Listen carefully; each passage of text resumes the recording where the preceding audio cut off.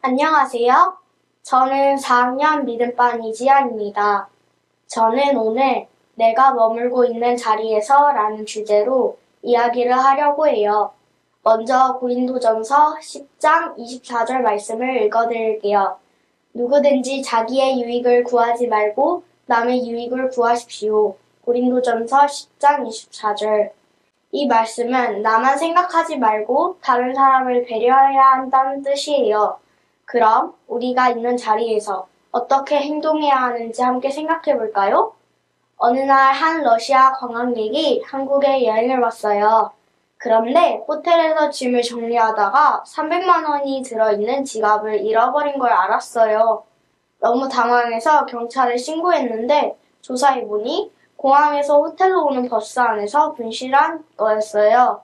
그런데 다행히도 버스 기사님이 그 지갑을 발견하고 회사에 맡겨두셨대요. 욕심을 부리지 않고 올바르게 행동한 덕분에 관광객은 무사히 지갑을 찾을 수 있었어요. 이 일을 통해 그분은 한국을 믿을 수 있는 나라라고 생각하게 되었죠. 그런데 만약 기사님이 지갑을 돌려주지 않았다면 어땠을까요? 아마 그 관광객은 한국에서는 조심해야 해 라고 부정적인 기억을 갖고 돌아갔을 수도 있어요.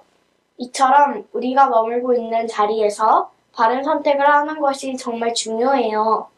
반대로 어떤 버스 기사님은 교통법규를 지키지 않아 사고를 냈어요.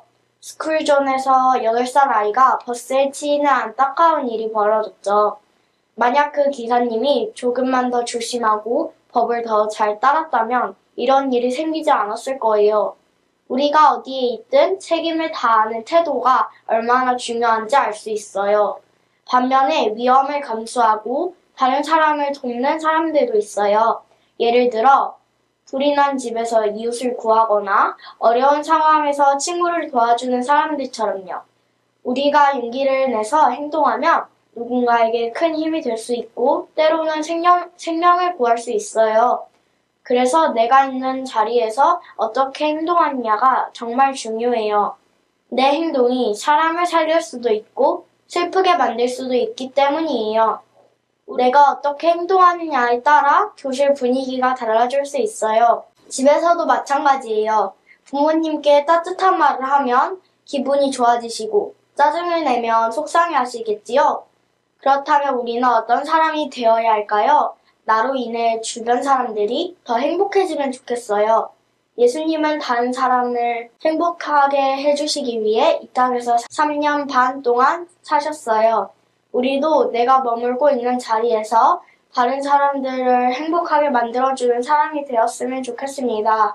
기도드리겠습니다. 사랑이 많은 하나님 아버지, 오늘 우리가 내가 머물고 있는 자리에서 어떻게 행동해야 하는지 배우게 해주셔서 감사합니다. 우리가 있는 곳에서 정직하고 친절하고 사랑을 베푸는 사람이 될 수 있도록 도와주세요. 우리의 작은 행동이 다른 사람들에게 기쁨이 되고 행복을 전할 수 있도록 해주세요.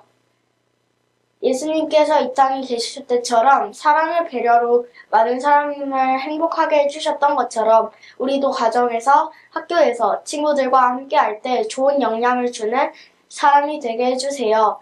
항상 우리를 지켜주시고 인도해 주시는 예수님 이름으로 기도드립니다. 아멘.